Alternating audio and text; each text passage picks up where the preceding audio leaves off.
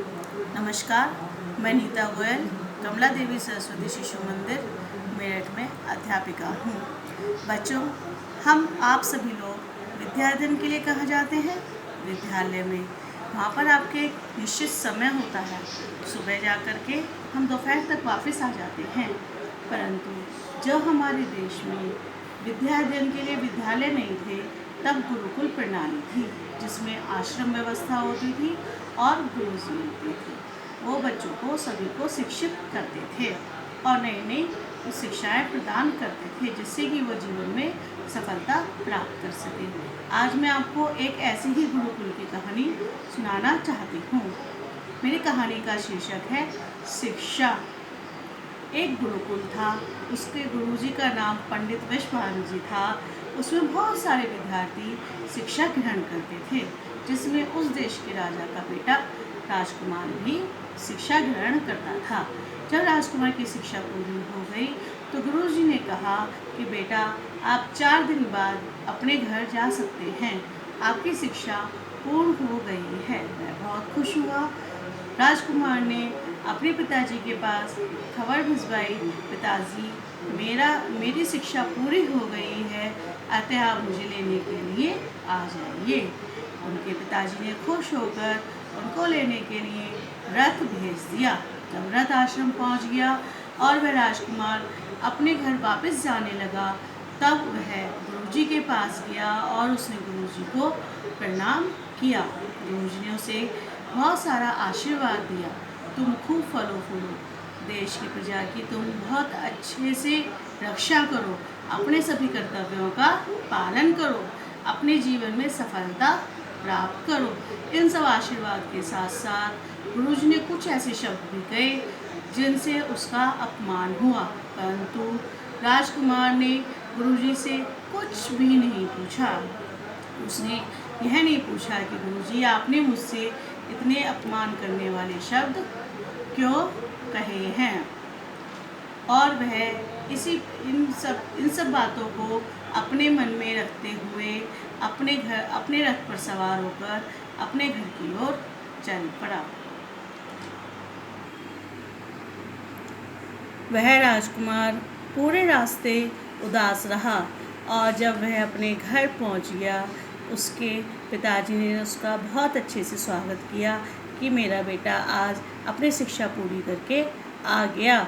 लेकिन उनको अपने बेटे के चेहरे पर एक उदासी मिली। उन्होंने राजकुमार से सारी बातें पूछी तो राजकुमार ने सभी बातें सच सच बता दी।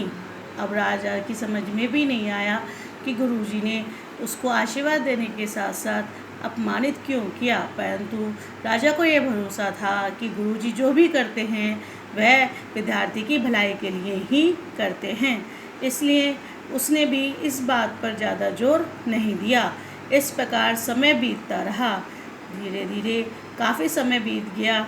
एक दिन गुरुजी ने सोचा कि आज मैं राज दरबार में चलकर अपने शिष्य राजकुमार की यह परीक्षा लूं कि यह देखूं कि वह किस प्रकार से मेरी दी हुई शिक्षाओं को ग्रहण करके कार्य कर रहा है।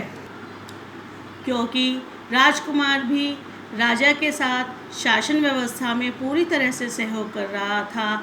दरबार लगा हुआ था। गुरुदेव वेश बदलकर उस दरबार में उपस्थित थे। उस दरबार में उस दिन एक किसान के जुर्म का मुकदमा आया हुआ था। वह किसान लगान नहीं दे पा रहा था, जिसके कारण राजा उससे पूछताछ कर रहा था। पूछताछ करते समय राजा के द्वारा कुछ अपमानित करने वाले शब्दों का भी प्रयोग किया गया।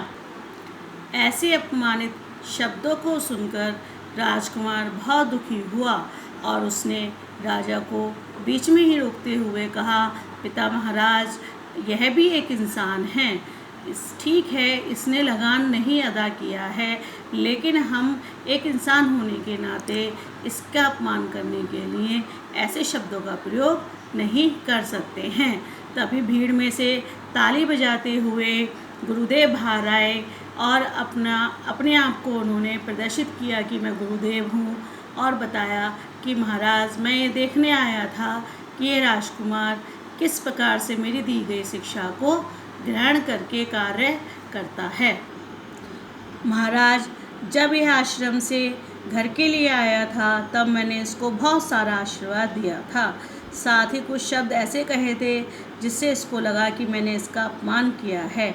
वह यही शिक्षा थी कि हम अपने सामने दूसरे व्यक्ति को भी इंसान समझें और उनके लिए ऐसे शब्दों का बिल्कुल भी प्रयोग ना करें जो कि किसी का अपमान करते हों। आज मुझे राजकुमार को देख करके बहुत खुशी हुई कि मेरी शिक्षा का वह अक्षर से अपने जीवन में पालन कर रहा है।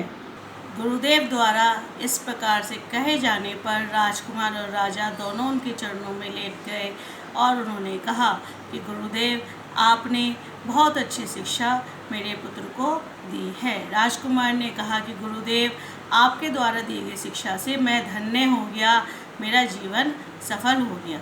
बच्चों, इस कहानी से हमें यही शिक्षा मिलती है कि विद्यालय में हमें अध्यापक गण विभिन्न प्रकार की शिक्षा प्रदान करते हैं।